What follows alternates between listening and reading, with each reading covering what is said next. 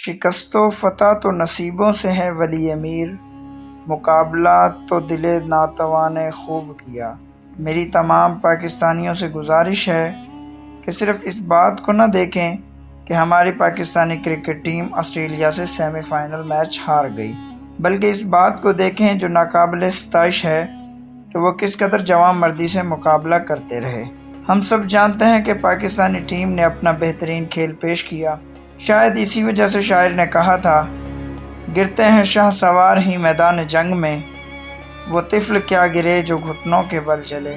ناظرین، حضرت علی کرم اللہ وجہ الکریم فرماتے ہیں، زندگی 2 دن کی ہے، ایک دن تمہارے حق میں جبکہ دوسرا دن تمہارے خلاف بھی ہو سکتا ہے۔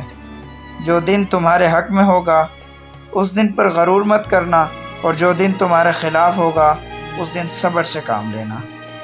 ناظرین، یاد رکھیں، وہ قومیں کبھی نہیں جیتتی جو اپنی ہار کو برداشت کرنے کا حوصلہ نہیں رکھتی۔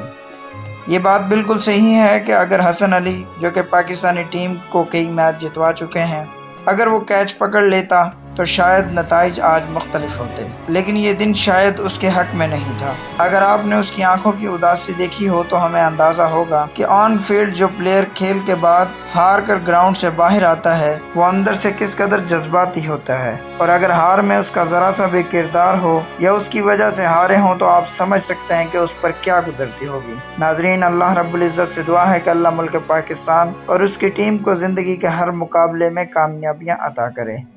سلام پہنچے۔